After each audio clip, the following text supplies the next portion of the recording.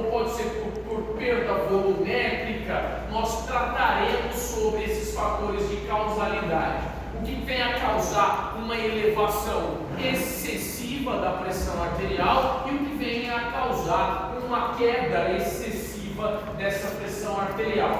Antes de trabalhar com isso, vamos trabalhar com essas duas variáveis que elas acompanham esse sistema de controle ao longo de todo o seu critério de projeção, projetivo.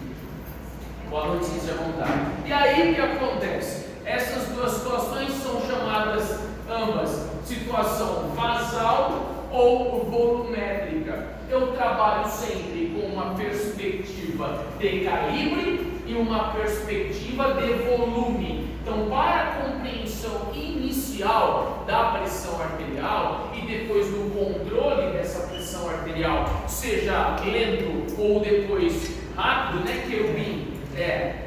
Eu tenho devo ter duas análises, uma análise do vaso, uma análise de calibre e uma análise de volume. Então são as duas situações que devo prestar muita atenção. As variações de calibre do vaso e as variações de volume.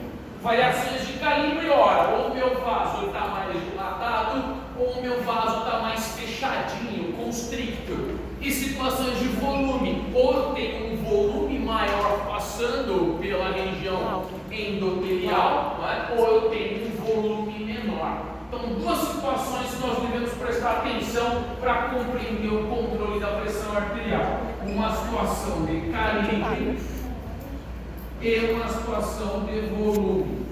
Calibre e volume. Quem não compreende calibre e volume não compreende a alteração pressórica. Precisamos entender essas variações, então. De que maneira o calibre pode contribuir para o aumento e redução da pressão arterial? E de que maneira o volume pode contribuir para o aumento e redução dessa pressão arterial? Vamos aos fatos. Eu tenho que entender que a variabilidade de calibre ela pode existir junto com a variabilidade de volume ou separada da variabilidade de volume e vice-versa. Duas situações. Situação 1 e situação 2. Na situação 1, eu tenho 3 vasos sanguíneos. Mas, professores, são 3 bolinhas, cabeçudo e cabeçuda. Isso é um vaso cortado transversalmente. Vocês estão vendo o quê? A secção transversa, a bitola, o raio do vaso, o buraco da mangueira do vaso. Então, eu tenho 3 vasos. Eu tenho o vaso A, eu tenho o vaso B e eu tenho o vaso do B. A gente sabe. Eu tenho o vaso A, B e C. Para o vaso A, eu tenho um volume que passa de sangue. E aqui para o vaso B, eu tenho um volume que passa de sangue. É claro que essa situação é uma situação simulatória. Nenhum vaso sanguíneo traz consigo, ou talvez metade do vaso permeando metade do vaso de sangue. Só estou representando volumes através da quantidade. Mas é claro que o volume não é representado através de uma quantidade dessa maneira. Mas para que eu me torne, neste momento, mais didático e pedagógico, eu quero que vocês entendam que eu estou representando o volume com uma área com mais sangue, uma área com sangue em quantidades e volumes normais e uma área com volumes menores. Então vamos lá.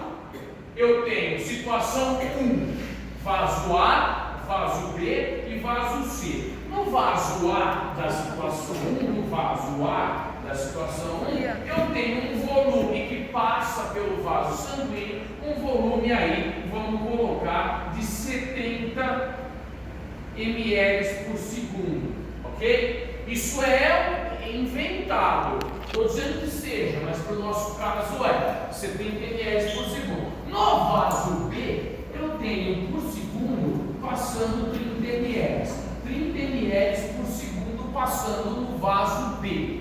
E no vaso C, eu tenho uma quantidade que gera uma pressão menor, sem dúvida. Eu tenho aqui, vamos colocar 5 ml por segundo passando no vaso. Pergunto a vocês, com relação ao tipo de vaso, com relação ao calibre, a alteração de calibre?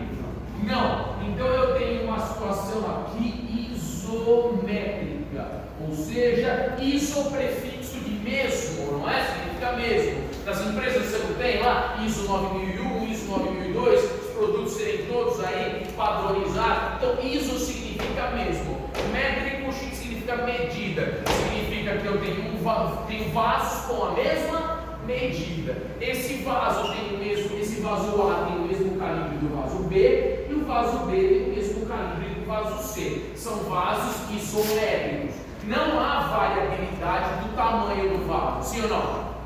Só que o vaso A passa mais volume, passa 70 ml por segundo de sangue. No vaso B passa 30 e no vaso C passa 5, ok? Pergunto a vocês, se na situação B eu tenho uma situação de normotensão, ou seja, eu tenho uma pressão arterial normal, a pressão arterial no vaso B vai ser maior ou menor do que no vaso A? Será maior ou menor do que no B? Maior. Isso significa que eu tenho um volume maior e esse volume ele passa a gerar uma pressão maior nessas áreas endoteliais, ok? Então, nesse caso eu tenho um paciente normotenso, nesse caso eu tenho um paciente hipertenso. Mas novidade não é? Se eu olhar para o vaso C e prestar atenção e observar que por aqui eu tenho a passagem de 5 ml de sangue por segundo. Evidentemente, 5 ml de sangue subjugando que de 30 para 70 um aumento da pressão, subjuga-se mais uma vez e extrapola-se para a realidade do momento, né? De que de 30 para 5 a pressão vai subir ou diminuir? Diminuir. Então aqui eu tenho uma situação de hipotensão. Ó que maravilha! Vocês já acabaram de entender que para uma situação de mesmo volume, para uma situação de mesmo calibre, ou seja, para uma situação isométrica, eu posso ter uma variação de pressão por alteração de quê? De volume. Então, alteram-se os volumes, as pressões também são passíveis de alterar. É assim que funciona. Algumas situações podem fazer com que isso aconteça. Cite uma situação onde possa haver aumento de volume. Saúde. Quando aumenta volume? Quando aumenta volume, consequentemente aumenta a pressão. Em quais situações? Sódio. Sódio faz retenção de água e eletrólitos. Então, quanto mais sódio eu tenho, mais água eu retenho, mais líquido tenho endovasal. O meu vaso sanguíneo está com muito volume. Professor, sódio. Mas como sódio? Não é agora que eu vou responder como é que é o sódio. Só estou perguntando quais situações. Quem sabe fala, quem não sabe não fala, quem sabe outro fala. Qual outro tipo de situação pode aumentar o volume sem ser o sódio? Aumenta o volume, a obesidade? Tudo bem, para poder dar hipertensão pelo aumento de volume, eu quero agora. Né? Veja, está aumentando o que para cá, Pedro? Volume. Sódio, beleza. O sódio atrai água, né? Puxa água, tem atração, tem avidez, sonoplastia, tem avidez por água, aumenta volume. Qual outra situação pode aumentar volume?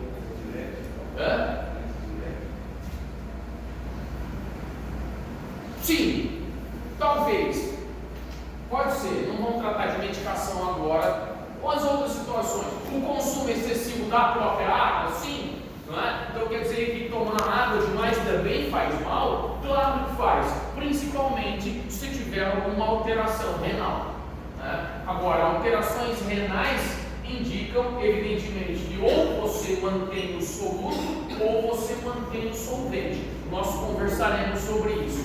Agora, qual outra situação que o volume estando alterado para menos, né, qual outra situação ambiental faz com que o meu volume possa estar alterado para menos?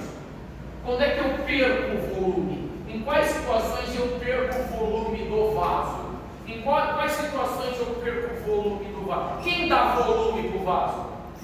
O sangue, em quais situações eu perco o sangue? Hemorragia. Choque hipovolêmico, hemorragia. Então, hemorragia é uma situação gritante, grave, que leva a uma Nossa, atenção! Fora a hemorragia, qual outra situação que pode levar também à redução do volume? Não estou falando de calibre, estou falando de volume. Você quer falar de calibre? A gente pega uma senha, nós vamos na sala do lado. Brincadeira.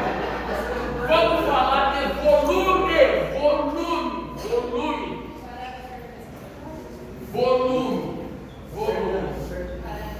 Pode ser uma patologia que diminui o fluxo sanguíneo. Então, hemorragia e o que mais? Desidratação. Não é? Se o aumento do consumo de sódio e água aumenta o volume, quer dizer que a redução do consumo de sódio, água e eletrólitos leva a uma desidratação. Levando a desidratação, eu perco quem? Volume, sangue, volume sanguíneo.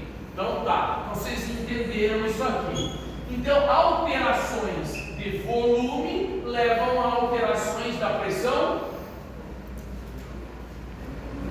arterial. E eu tenho uma situação 2. Se eu tenho a 1, eu tenho a 2. Na situação 2, eu tenho angiotensina, aldosterona. Mais alguma pergunta? Hein? Mais alguma pergunta relacionada à não compreensão gramatical da lousa? Sim ou não? Não. Então vamos à situação 2. Na situação 2, os papéis se invertem. Na situação 2, os papéis se invertem. Eu tenho um primeiro vaso, esse primeiro vaso está pequenininho, o outro segundo vaso estaria teoricamente normal e um terceiro vaso estaria aumentado relacionado ao próprio calibre. Vamos aos volumes desses 3 vasos? Sim ou não, Leandro? Sim ou não? Então vamos. Os volumes. Para esse primeiro vaso, que também é um vaso A, esse também passa a ser um vaso B e esse também passa a ser um vaso C. Para esse vaso A, eu tenho um volume, silêncio, de 30 ml de sangue por segundo. No vaso B, eu tenho um volume, adivinha, de 30 ml de sangue por segundo passando. No vaso C, adivinha, eu tenho um volume também de 30 ml de sangue por segundo.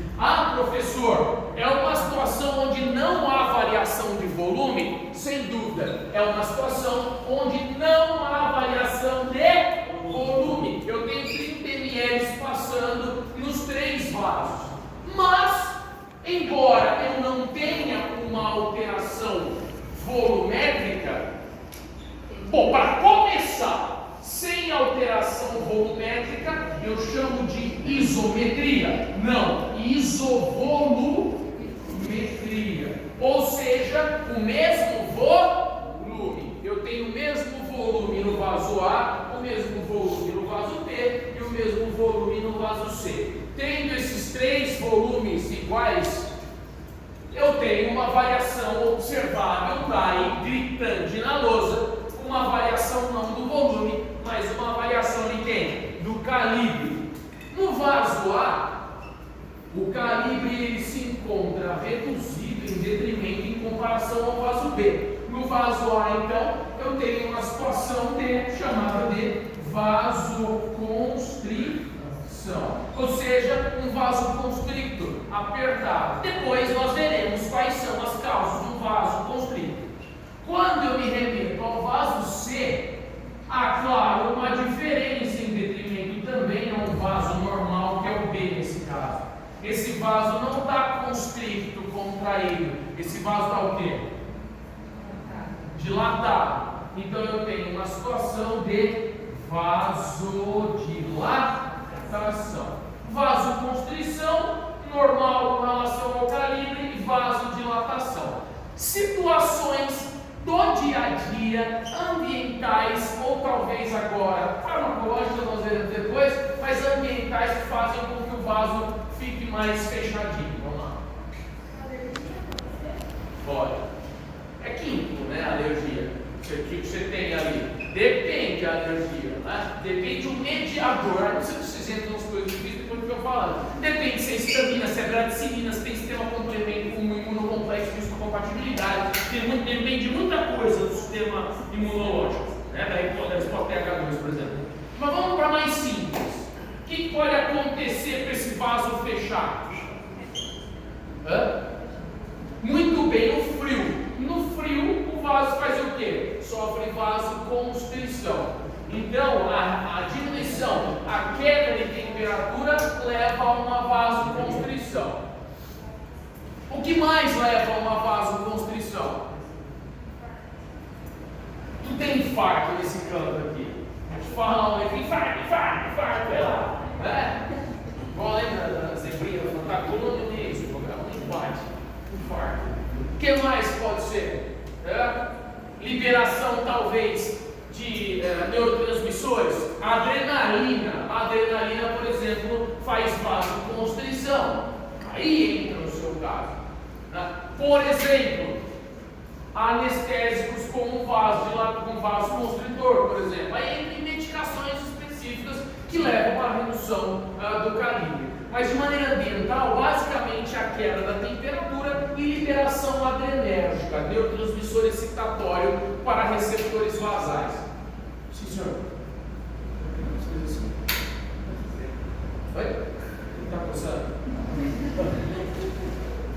Situações ambientais que venham a levar dilatação do vaso. Temperatura. Se a queda da temperatura, se o frio faz vasoconstrição, o aumento da temperatura, o calor faz o que? Vasodilatação. Então, o aumento da temperatura também gera vasodilatação. Aí nós entramos em anestésicos sem componentes de constrição. A maioria dos anestésicos faz com que a dilatação ocorra também. Além de anestésicos, analgésicos também. Ok? Muito bem, compreendido que as alterações de pressão podem ser advindas de calibre e de volume, vamos entender como a pressão arterial é controlada. Nós vamos entender a ação das medicações para controle da pressão arterial. Vamos falar de alça de Henle, vamos falar de mecanismo contracorrente. Lembra disso que eu citei um pouco ano passado? Vamos falar de troquiônica, vamos falar de um monte de coisa. Mas antes disso, vocês precisam entender de maneira básica, como o controle da pressão acontece em indivíduos que não tenham sérios problemas, que tenham variações de pressão um pouco mais brandas. Então vamos entender. Primeiro, você precisa de uma situação. A situação aqui é uma situação de queda da pressão arterial. Sintomas relacionados à queda da pressão arterial. Você tem palidez, você tem sudorese, você tem fraqueza, então o indivíduo fica pálido, fica suando frio, fica fraco, um monte de coisa. São características de queda da pressão arterial. Por origens mil, desde desidratação até redução do consumo de sódio derivado de alimentos para subsistência energética, como os carbonos hidratados, os carboidratos. Vocês notaram, carboidratos tem o quê? São carbonos hidratados. Se falta a molécula, se falta a cadeia carbônica, falta a água também em volta, então a desidratação se faz presente. Então o paciente está lá com pressão baixa, está caindo a pressão com esses sintomas. Está com palidez, com sudorese, está passando mal, sensação de desmaio, sensação de enjoo, não é? Porque ele tem um estímulo também de uma região chamada de trato solitário. O trato solitário é uma área do sistema nervoso autonômico que controla a vontade de vomitar, a emese, não é? Então, quando você tem uma queda da pressão arterial, ela é identificada pela região tálamo-hipotalâmica e isso vai para o sistema autonômico e automaticamente sinaliza a vontade do quê? De vomitar. Tá? Por que sinaliza a vontade de vomitar? Para você tirar os alimentos que tem no estômago, diminuir o fluxo sanguíneo que vai para o estômago e mandar o fluxo sanguíneo para outras áreas que são órgãos nobres, como pulmões, coração e tudo mais. Então entende por que a gente vomita quando está passando mal, quando está caindo a pressão? Para botar o que tem fora, o que se acha que tem fora, o corpo se defende, tirando o fluxo sanguíneo que estaria para fazer a digestão de um alimento ou outro, e desviando esse fluxo sanguíneo para o coração e órgãos nobres para a sobrevivência e sobrevida daquele indivíduo ali que de maneira patética ficou sem consumir alguma coisa ao longo de todo o dia. Coma alguma coisa de 3 em 3, de 2 em 2 horas, de 1 hora e meia, e me convide para comer também. Estamos aí. Moral da história: está caindo a pressão arterial, aí o cara está desmaiando, sim ou não? Sim, desmaiando. Vai desmaiar. Lembra disso ou não? Vou desmaiar. Ninguém desmaia assim. Ninguém se prepara para desmaiar. Aí eu vou desmaiar. Mas tem gente que é assim: eu vou desmaiar.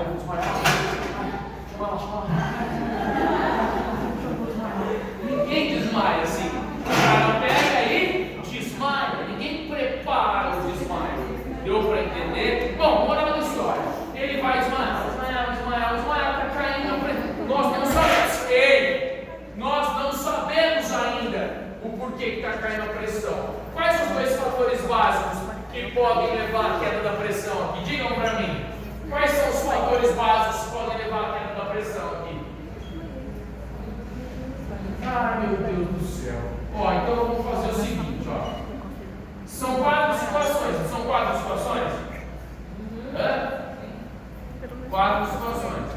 Então eu tenho o mais, o menos, a estrelinha, eu tenho a vaquinha, eu tenho o asterisco, eu tenho, sei lá, zigue-zague. Em quais dessas 6 situações eu tenho uma queda da pressão? Nossa Senhora, eu vou começar. A estrela e a lindinha. A estrela e quem mais? A cobrinha. A cobrinha. Então vamos lá. Situações de queda de pressão. Elas podem ser oriundas ou por redução de volume ou por aumento de calibre. Estrela e cobrinha. Vamos botar. Ou eu tenho estrela, ou eu tenho cobrinha. Beleza. Desmaiar. Bom, quem percebe esse desmaio? Qual é a primeira estrutura do corpo que percebe, não um desmaio, desculpe, uma queda de pressão? O cérebro? Não. Coitado do cérebro, está sofrendo com vontade de vomitar, enjoo, pensando que o namorado largou. O cérebro está longe disso. O cérebro quer nem saber, o cérebro quer resolver coisas que para ele acha que é mais importante. O cérebro é burro. O corpo é inteligente, mas o cérebro é burro. Por que o cérebro é burro muitas vezes? Porque nós somos o quê? Animais racionais. E a racionalidade muitas vezes nos emburrece. Você não vê um cachorro pensando na namoradinha, um cachorro pensando na cachorrinha. Ele quer saber do quê? Ele quer comer, quer beber água, ele quer viver. Ou estou errado? Ué, claro que é. Tem gente que fala, eu dou minha vida por ela. Para, velho. Vamos lá então. Moral da história.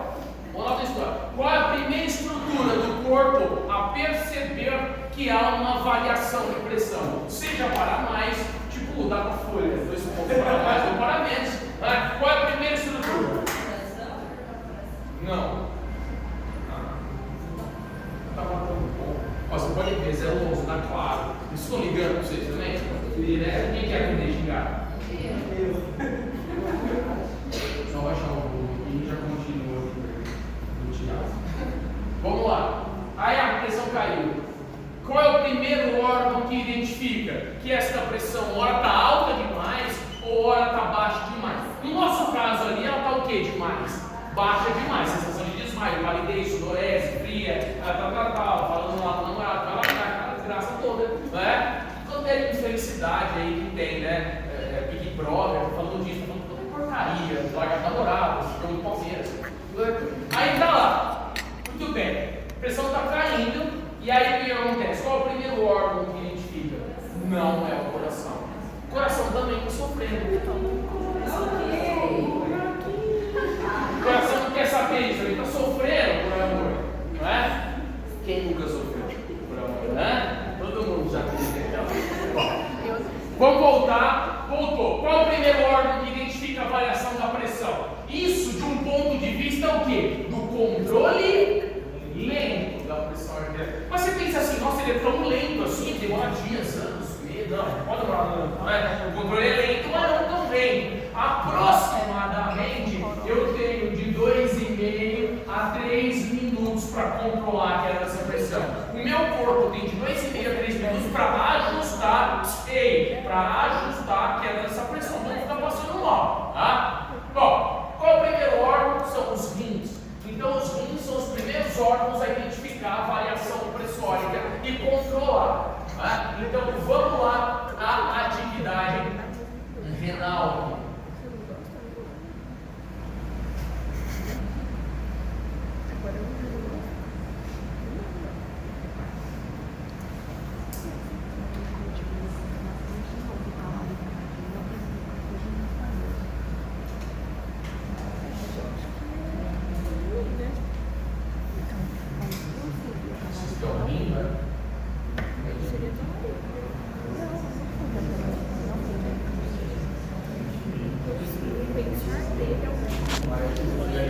Pensar burro, né?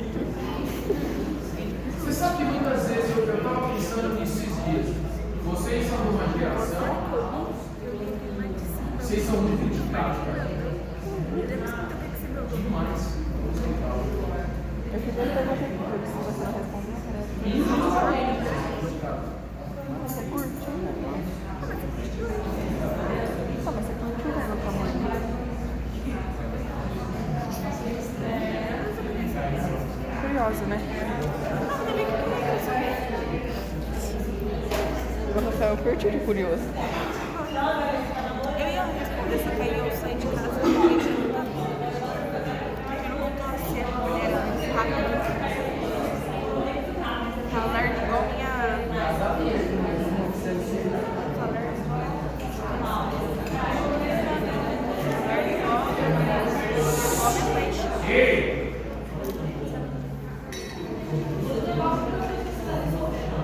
Olha lá.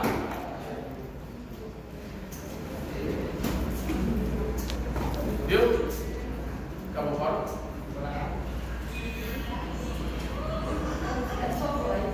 Não. Vamos lá. Aí o que acontece? Qual é o primeiro ou par de órgãos a identificar a variação dessa pressão? Os rins. Aí esses rins se identificam através de um aparelho chamado de aparelho justaglomerular. São células justaglomerulares que se encontram na região de pirâmides renais, mais propriamente próximas a uma cápsula chamada de cápsula de Bowman ou Bowman, como queiram. Então eu tenho uma cápsula aqui chamada de cápsula de Bowman. Nessa região eu tenho células, e essas células são células cúbicas, é um epitélio simples cúbico, que fica próximo aí à cápsula de Bowman, como queiram essa lobatônica. Identifica o que? A variação dessa pressão. Ou seja, se eu tenho um vaso extremamente constricto, eu tenho uma pressão aumentada, as células identificam que a pressão está alta. Se eu tenho um vaso dilatado, está passando menor pressão, elas identificam também. No nosso caso, como é uma pressão baixa, nós podemos extrapolar para a realidade de que a pressão desse paciente caiu porque o vaso dilatou, vamos supor que as duas coisas aconteceram. Que o vaso deu estrelinha, por exemplo, e o vaso deu cobrinha. Que o vaso dilatou e que o volume também caiu. E aí quem identifica que o vaso dilatou e o volume caiu? Estas células do aparelho, do aparato justaglomerular. Tá? Essas células, depois nós vamos ver os nomes e tudo mais quando chegar em tarefa de atividade renal. Essas células vão identificar e vão mandar informação para a região mais interna renal. A região interna mais renal, ou interna renal, é a região que controla a osmolaridade, okay? O controle osmótico, o controle entre soluto e solvente. Significa que essa área mais azul da periferia, que eu desenhei, que aqui está aumentada, essa área mais azul de pirâmides renais, elas identificam a variação da pressão, mas não são elas que corrigem inicialmente. Inicialmente, para corrigir a pressão, eu tenho que corrigir quem? Quantidade de soluto e quantidade de solvente. Então, inicialmente, eu tenho que controlar a osmolaridade, ou seja, o soluto e o solvente. Para controlar soluto e solvente, e já dizendo quem é soluto e solvente, não é? O cloreto de sódio, quer dizer, o sal, principalmente o sódio, ele é o soluto e a água é o solvente. Então, para eu controlar a redução dessa pressão, quer dizer, primeiro o corpo tem que ajustar de maneira renal. E o que ele pode fazer inicialmente? Controlar primeiro o volume. As duas coisas acontecem. Já adiantando, ele controla o volume e controla o calibre. Mas aqui, como a gente está sendo mais didático, aqui ele vai começar com o controle de volume, porque ele tem que controlar quem? A manutenção da água dos rins. Então, se eu estou perdendo líquido, os rins vão fazer de tudo para segurar esse líquido. Então, quem identifica que a pressão desse caboclo está caindo? Quem vai identificar? Os rins. Qual a área dos rins que identifica? Então, não é só assim colocar na prova. Os rins identificam aquele Não, eu quero a área de fora. Como é que chama essa área de fora aqui? São as pirâmides renais. As pirâmides renais, ou você pode citar a área de uma maneira mais abrangente, que talvez possa ser interessante também. Essa área aqui, quando você pega, quando você pega essa fatia aqui, essa porção aqui, sabe? Essa camada mais externa do Kinder Ovo, a parte de fora, essa parte aqui é chamada de córtex renal. Então, quem identifica inicialmente a variação de pressão é o córtex renal. Por quê? No córtex renal, no córtex renal eu tenho isso aqui, comigo. No córtex renal eu tenho isso aqui, é essa parte para cima do aparelho glomerular. Então eu tenho essa parte para cima do néfron. Isso aqui é um néfron. O néfron é a unidade funcional dos rins. É quem filtra o sangue. Então, se você pegar aqui, um rim como esse, você tem aproximadamente 1.200.000 a 1,5 milhão de néfrons. É bastante, hein?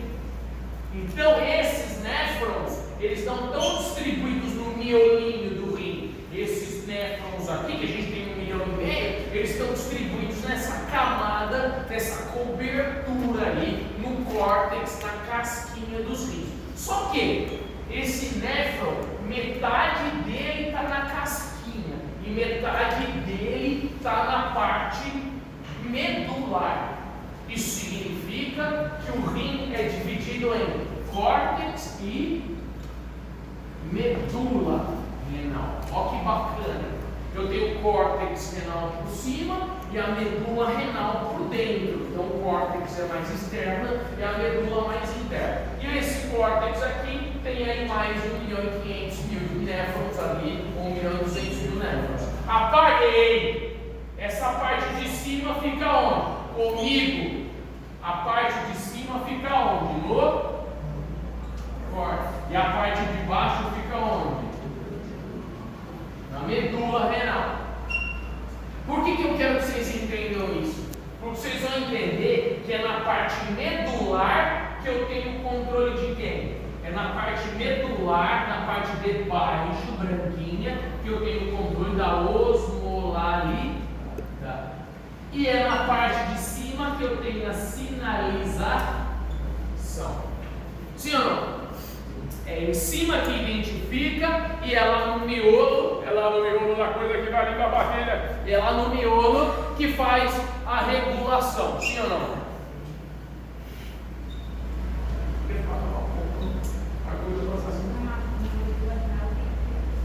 Na medula renal vai controlar ou essa perda de volume ou esse volume excessivo. Então a medula renal é quem controla a osmolaridade. Se eu estou precisando de mais líquido, ou seja, mais volume, ou seja, mais pressão,